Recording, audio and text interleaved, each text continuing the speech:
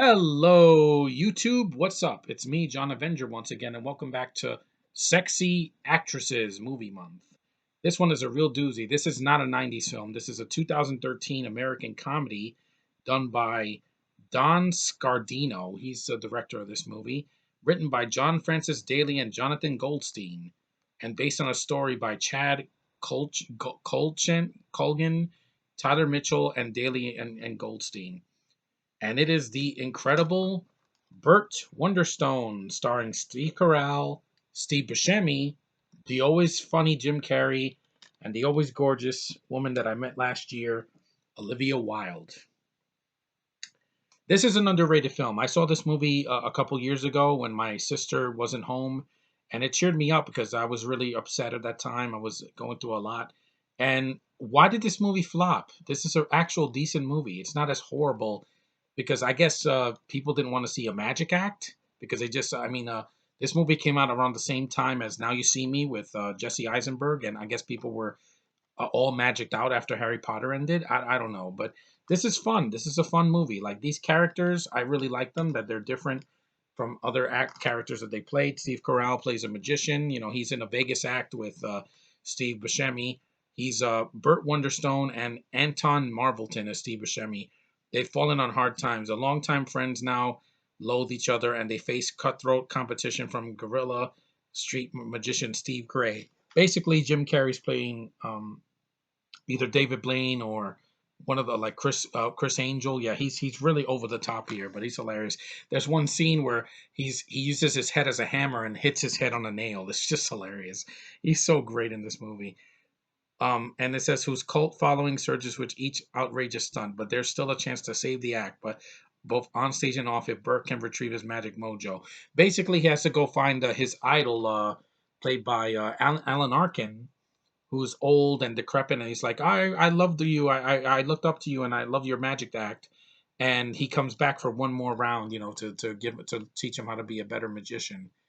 And of course, Olivia Wilde is the beautiful assistant. She's gorgeous in this movie, just like in real life. I met her last year, and my jaw was on the ground because how beautiful she really is. Everything that she is on screen, she's in real life.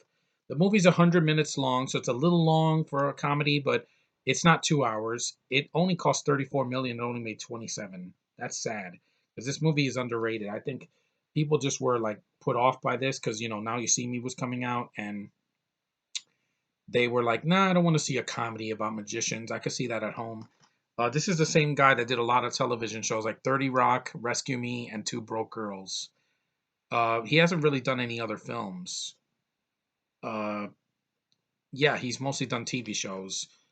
So he knows about comedy, but I guess the writing wasn't there because the audiences were just not like buying into it. And I'm like, it's not a horrible movie. If you want to see something light, that's PG-13 because it's not for kids. It's got sexual content, dangerous stunts, and drug-related incident and language. I think Jim Carrey smokes in one scene, or I forgot. But it's been a while since I've seen this movie. But it is for adults, but it's not too offensive. One of the writers did Horrible Bosses.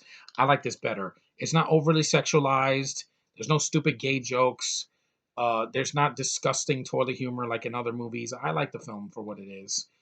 And yeah, this one of the writers also did Cloudy with a Chance of Meatballs too, a really fun animated film, and Spider-Man: Homecoming.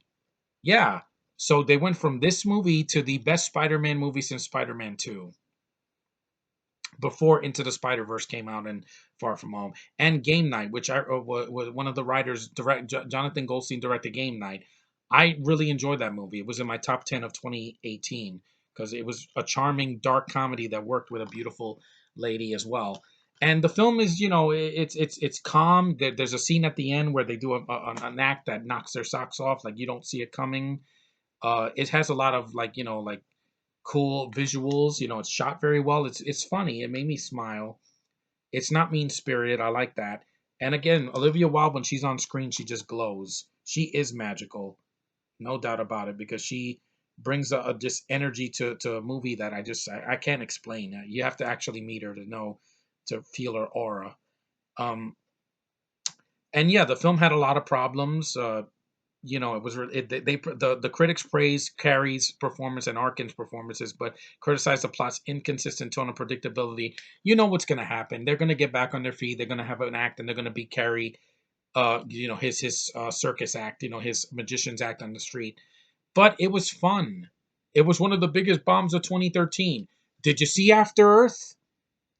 Did you see The Lone Ranger? That boring ass Disney movie that they spent $200 million.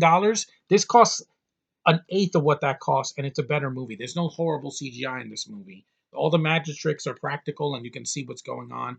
And it doesn't have a stupid ending like Now You See Me. Oh yeah, one of the characters was in on the heist the whole time, which is stupid.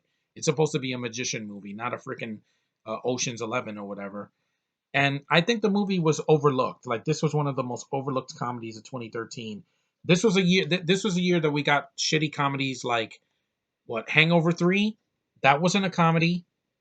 It was a freaking thriller disguised as a hangover movie.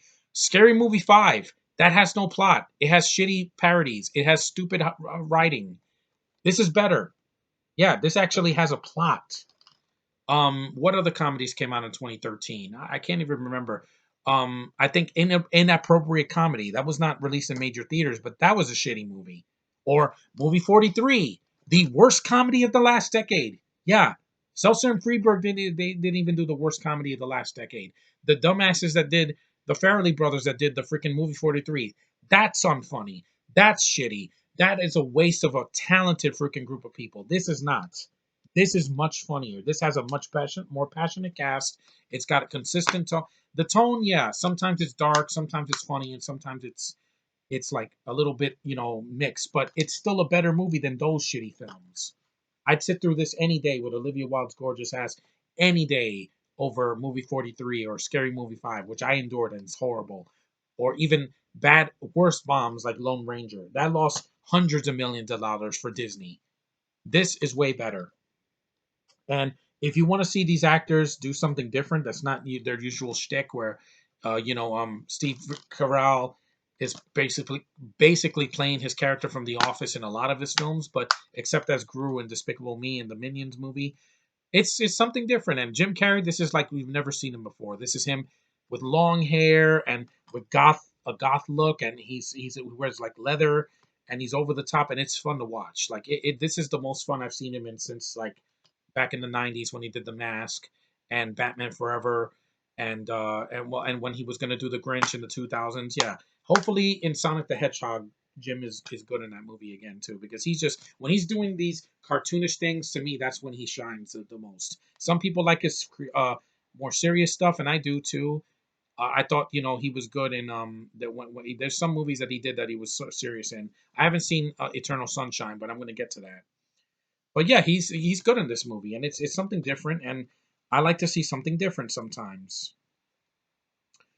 Also, the movie didn't have to be a huge hit to be a good thing. This is the consensus. Incredible Burt Wonderstone serves up some goofy laughs, but given its outrageous conceit, is surprisingly safe and predictable. So was Force Awakens, and that movie made $2 billion, and it sucked, and it raped me. But that will never happen again. At least with this movie, it didn't rape me. It has a beautiful chick that actually can act. It has a cast that gives a shit, and they feel more like a family. Steve Buscemi and Steve Carell, they're good actors. You have a premise that is actually something interesting. It's not a remake or a sequel. It's not a reboot or a freaking rehash. It's something different. This is not Harry Potter. This is more like tricks and card tricks and the ribbon things and sawing somebody in half. It's not waving a wand and saying a spell. It's something different. Maybe that's why people didn't like Fantastic Beasts and Where to Find Them and Crimes of Grindelwald, because it was different. You can be different and still be entertaining despite the box office numbers, because I don't care what anybody says. I like this movie. It did something different, and it's Olivia Wilde after she did Tron Legacy and freaking the Change Up and all this other, and meeting her, it made me love her films even more, because I'm like, you are so beautiful and I love your work and I love your face. And this movie got some Teen Choice nominations for Choice Movie Comedy Actor Steve Carell and Actress Olivia Wilde. There you go. This has a following. I think in 10 years this movie is gonna get a by 2023 this is gonna get a cult following, just like a lot of other films that flopped that had magic in it. but it's definitely underrated. I'm defending this movie because I've seen shittier comedies, guys. See the movies that I mentioned, all those shitty comedies that came out in 2013 that were way worse than this, and some of them made money.